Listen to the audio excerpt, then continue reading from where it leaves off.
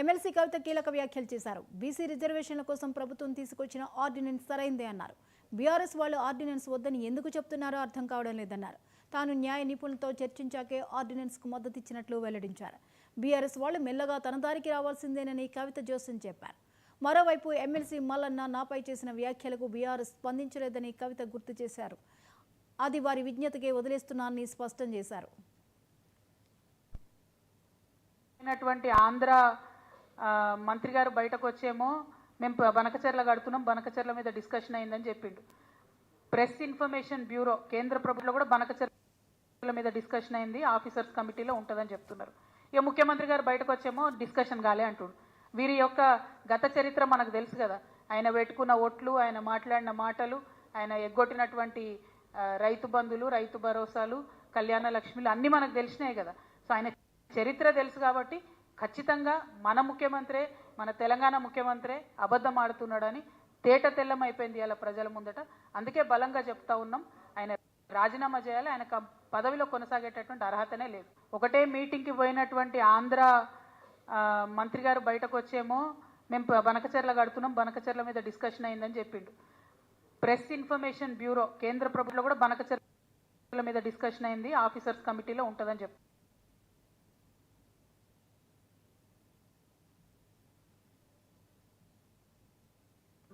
ఇక ముఖ్యమంత్రి గారు బయటకు వచ్చేమో డిస్కషన్ కాలే అంటుండు. వీరి యొక్క గత చరిత్ర మనకు తెలుసు కదా.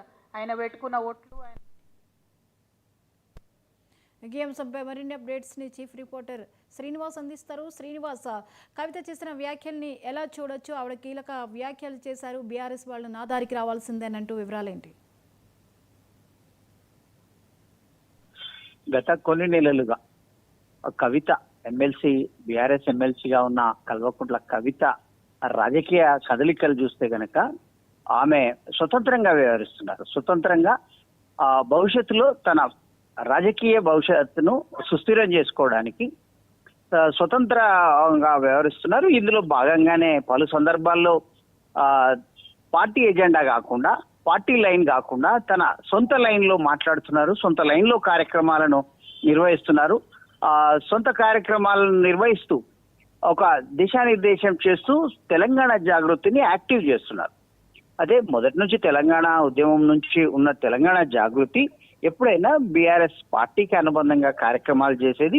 బీఆర్ఎస్ కార్యక్రమాలు లేనప్పుడు స్వచ్ఛంద కార్యక్రమాలకు మాత్రమే పరిమితమయ్యేది. కానీ ఇటీవల రాజకీయ కార్యక్రమాలను దూకుడుగా చేయడం, అయితే రాజకీయ కార్యకలాపాల్లో, రాజకీయ వ్యవహారాల్లో చాలా దూకుడుగా వ్యవహరిస్తూ ఒక చర్చనీయాంశంగా మారిన పరిస్థితి. తాజాగా మల్లన్న తన పైన చేసిన కామెంట్స్ పైన బీఆర్ఎస్ నేతలు స్పందించకపోవడం పైన కూడా ఆమె కామెంట్ చేయడం జరిగింది. వారి విజ్ఞతకే వదిలేస్తానని చెప్పడం కూడా ఒక స్పష్టంగా బీఆర్ఎస్ ను టార్గెట్ చేస్తుందని చెప్పుకోవచ్చు. అలాగే బీఆర్ఎస్ పార్టీ నేతలు బీసీ రిజర్వేషన్ పట్ల కూడా వ్యవహరించిన తీరు పట్ల కూడా ఆమె వ్యాఖ్యానించడం జరిగింది. బీఆర్ఎస్ నేతలు 42% రిజర్వేషన్ల పైన ప్రభుత్వం ఆర్డినెన్స్ తేవడాన్ని స్వాగతిస్తున్న ఎమ్మెల్సీ కవిత, అటు బీఆర్ఎస్ పార్టీ మాత్రం దానికి కలిసి రావడం లేదు. బీఆర్ఎస్ లైన్ వేరేగా ఉంది. అయితే ఆ విషయంలో కవిత బీఆర్ఎస్ కు తొందరపాటు పడుతూ ఉంది. నా నిర్ణయమే సరైంది, నా లైన్లోకి బీఆర్ఎస్ నేతలు రావాల్సిన పరిస్థితి వస్తుంది అని కూడా చెప్పడం వెనుక చూసినట్లయితే తనే లీడ్ తీసుకుంటాను, తనే ముందుంటాను, కార్యక్రమాలను కానీ పార్టీని కానీ తను ప్రభావితం చేయగలను అదే అనే ఒక ధిక్కార స్వరం అయితే కనబడుతున్న పరిస్థితి.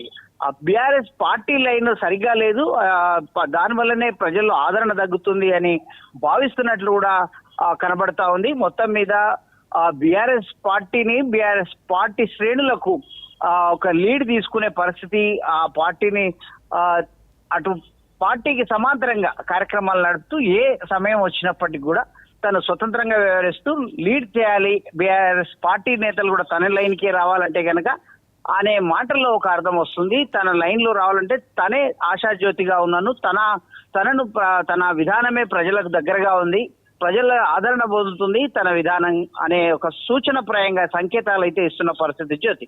Right, thank you Srinivas.